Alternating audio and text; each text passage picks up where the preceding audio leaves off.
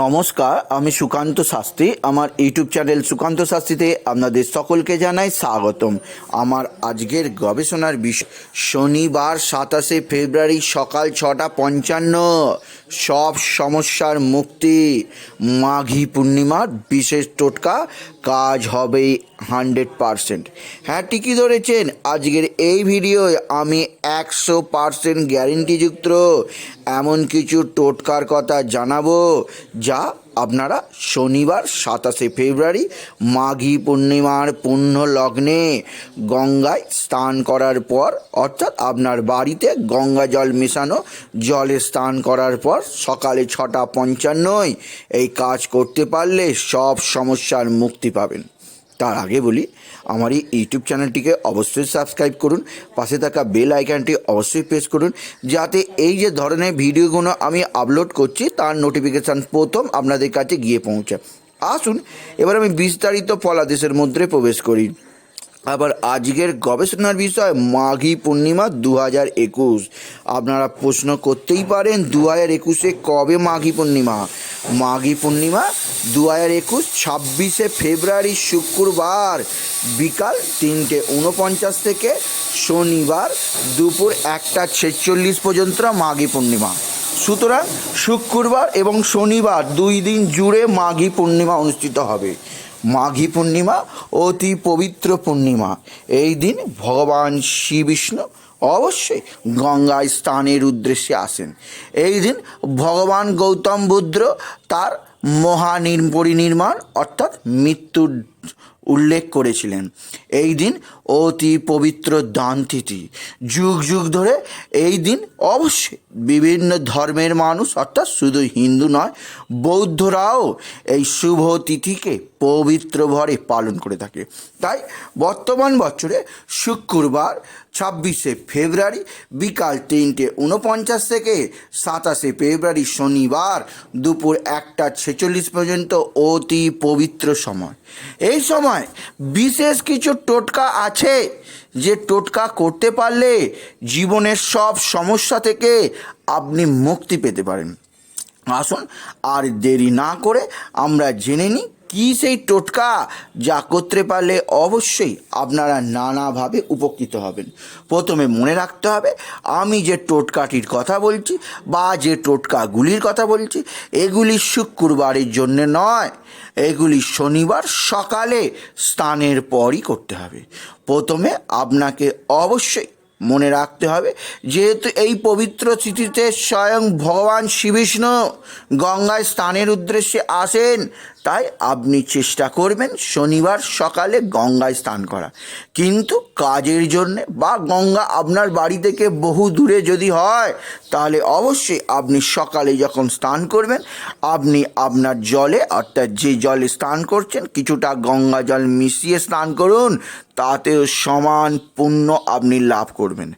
আপনি অবশ্যই স্নানের সময় একটি মন্ত্র জপ করবেন, কারণ এই শুভ তিথিতে অবশ্যই শুধু মা লক্ষ্মী পূজিত হন না, ভগবান শ্রী বিষ্ণু পূজিত হন। এই দিন গিয়েতে যদি সত্যনারায়ণের সিন্নি বা সত্যনারায়ণের ব্রত অবশ্যই জপ বা পালন করা হয়, অবশ্যই আপনি শুভ ফল পাবেন। প্রথমে কী করতে হবে শুনুন ভালো করে। আপনাকে সকালে স্নান করতে হবে গঙ্গায়, এবং অবশ্যই গঙ্গায় স্নানের সময় ওং নমঃ শ্রী বিষ্ণুবে নমঃ, ওং নমঃ শ্রী বিষ্ণুবে নমঃ, ওং নমঃ শ্রী বিষ্ণুবে নমঃ এই মন্ত্র জপ করবেন। কবার না 9 বার। এবং এই মন্ত্র 9 বার জপ করে একবার গঙ্গায় ডুব দেবেন, এবং অবশ্যই আবার উঠে ওং নমঃ শ্রী বিষ্ণুবে নমঃ, ওম নমঃ শ্রী বিষ্ণুবে নমঃ, ওম নমঃ শ্রী বিষ্ণুবে নমঃ আবার 9 বার জপ করে আবার ডুব দেবেন, আবার উঠবেন, এবং আবার 9 বার জপ করে আবার ডুব দেবেন, আবার উঠবেন। সুতরাং 3 বার ডুব দেবেন এবং উঠবেন, 9 বার করে মোট 27 বার ওম নমঃ শ্রী বিষ্ণুবে নমঃ এই মন্ত্র জপ করবেন।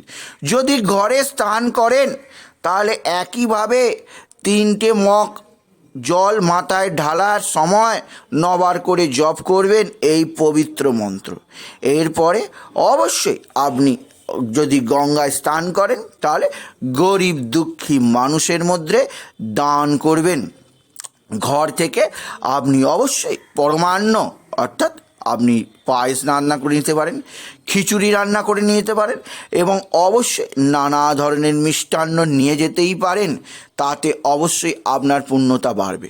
যদি আপনি ঘরে থাকেন তাহলে অবশ্যই আপনি সেই মুহূর্তে নয়, ওই দিন দুপুরে অবশ্যই যখন মাঘী পূর্ণিমা কেটে যাওয়ার পূর্বে অর্থাৎ 1:46 আগে আপনি অবশ্যই নানাভাবে গরিব দুঃখী ভিখারি মানুষকে আপনি সেবা করবেন, তাদের অন্ন দান করতে পারেন।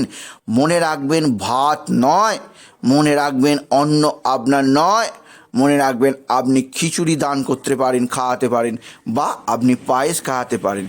এছাড়া এরপরে আপনি কি করবেন, গঙ্গা স্নানের পর গরিব মানুষদের কিছু দান করলেন। দান করার পর মনে রাখবেন আপনাকে কি করতে হবে, আপনাকে অবশ্যই একটি ঘট নিয়ে যেতে হবে গঙ্গায়। সেই ঘটটির মধ্যে অবশ্যই আপনাকে রাখতে হবে আপনার অতি পরিচিত যে কিছু বস্তু, সেই বস্তুগুলি আমি বলছি, আপনি লিখে দিন। এটি ঘটের মধ্যে থাকবে, ঘটের ওপরে থাকবে একটি আম পাতা এবং অবশ্যই ঘটের ভেতরে থাকবে একটা সুপুরি, 2টি কড়ি এবং অবশ্যই 3টি পেরেক এবং অবশ্যই আপনার মনোবাঞ্ছা পূরণের একটি পত্র অর্থাৎ অবশ্যই আপনি একটি ভূজ্যপত্র, যা অবশ্যই আপনি মনোহারীর দোকান, আপনি অবশ্যই 10 কর্মার দোকানে পেয়ে যাবেন। সেই ভূজ্যপত্রের ওপর আপনার মনোবাঞ্ছা লিখুন।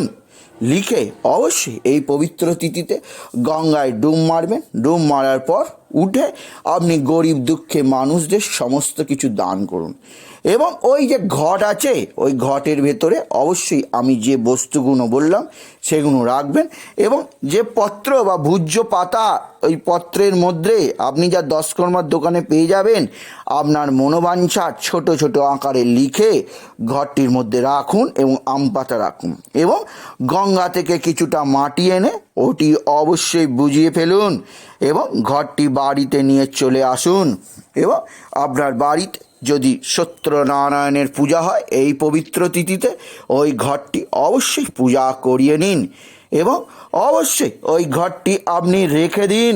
হ্যাঁ, আপনার ঘরে থাকবে ঘরটি, বিসর্জনের জন্য নয়।